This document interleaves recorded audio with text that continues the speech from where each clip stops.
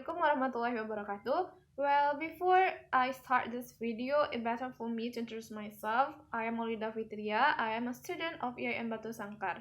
And now I would like to share my ideas about teaching English using poetry in EFL classroom. So based on the video that my lecturer have sent me, there are some points that I got. First is, using poetry is just like sharing a story. Well, we can say that sharing a story is an ancient thing, right? We see in the past, or telling a story is like a habit. When you tell your when the parents tell their children about some tales before they are going to bed and stuff like that. And also by reading a poetry, the student can relate the story or the sense of the poem to their own life. And if they try to write the poetry, they will tell their story but in a short way. Not like just storytelling, but in a short way. So, teaching English using poetry will make your student understand how to understand a story by using the poetry, and how to sharing the story or telling the story by using poetry. And this is about the communication skill, right? Because when you tell someone by written maybe or in the spoken, it needs your communication skill. So if your student practice more in reading and writing poetry, they will be more better at communication skill. The second one is language accuracy. Basically, or simply, language accuracy is the way you choose the right word to make your idea understandable. So sometimes we see in the poetry you find a word that hard to find in your common conversation. So the word is rare you find in your life. Let me give you an example, but this is not really the exactly example, but this is just the easy ways for you to understand. First, in a conversation, we often say that I am hungry, but instead of saying I am hungry, you could say that I am starving. I am starving for the student, especially for the EFL learner is something new, right? Because what they knew is just I am hungry or I am very hungry. And then by using poetry, we can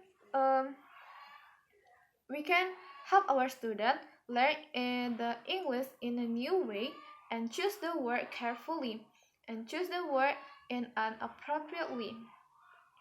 So by learning poetry, you will make your student used to choose the word carefully, and it would be better for them if they practice it regularly. So if they practice it more and more, they will be better at some point, maybe in interview or in an placement test maybe, and then in a presentation, of course. And then the second point of teaching English using poetry that I've got is a lack of vocabulary. What I mean by lack of vocabulary here is that I can say that it is related to the video that I watched by John Hughes, that it is said that think inside the box. It's basically a webinar that held by British Council, if I'm not mistaken. Yeah. So John Hughes say that think creatively by think inside the box. We come hear that think outside the box. It is true that think outside the box is big make your student creative, but also think inside the box is also make your student more creative. So what I'm trying to say is that lack of vocabulary and think inside the box. When you lack of the vocabulary and then think inside the box, you can combine each of this.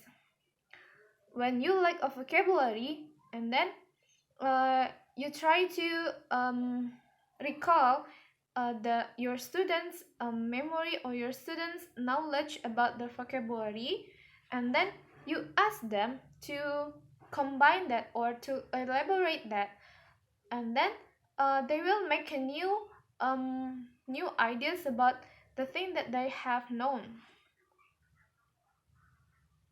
And also in poetry, we see sometimes the using of word is sometimes contemporary word and it could change fastly in modern word. And the last is creative. Like I said, we can relate this to the John Hughes webinar. It is think inside the box and think outside the box.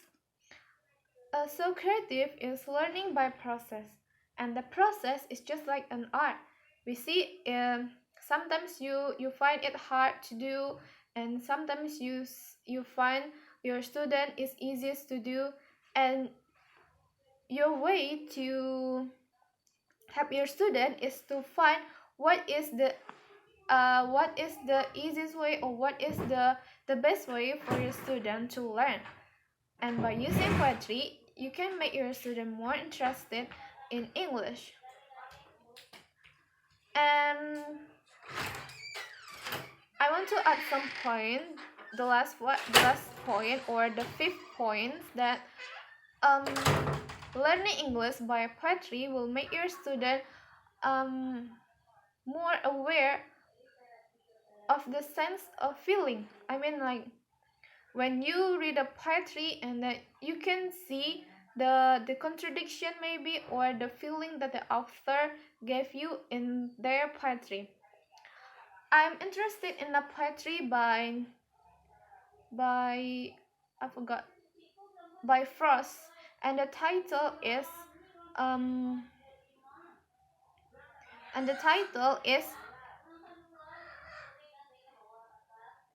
The Yellow Wood. Yeah, it basically tells us that there are someone that face two roads in a yellow wood, and then he have to choose the way, but he hesitant to choose the way, but in the end they choose one of that way. And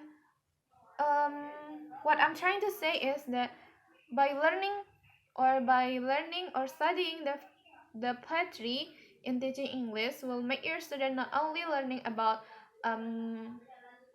English or the word, but also learn how they sense the feeling that the author gave them, what the message that the author want they to get, and how to imply that. We can apply that to our student by looking at the local wisdom. Maybe in the Minangkabau, like me, I'm from Batu Sangkar. Of course, I'm a Minangkabawi. And then, if I'd like to ask my student or my future student to make a poetry, I'd like to ask them to make a poetry about their family or their parents or their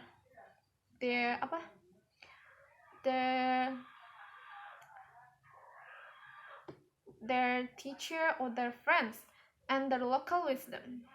Yeah, maybe that's all from me. So let me remind you there are five pointers that I want to share to you. The first one is using poetry to teach English is like sharing a story. And then the second point is that it will make your student more aware of language accuracy.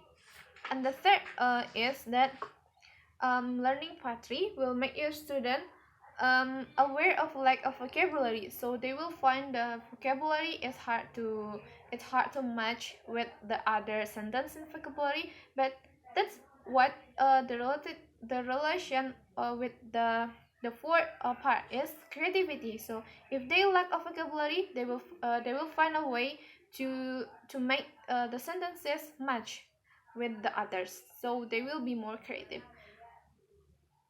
And the last part is it will make the student's sense of feeling or um, about the message that the author wants to send. Well, thank you for watching my video. I know that this is kinda um, quite hard to understand, but I hope that you will find it fun to watch my video. Thank you for your concern and for your kind attention. Wassalamualaikum warahmatullahi wabarakatuh.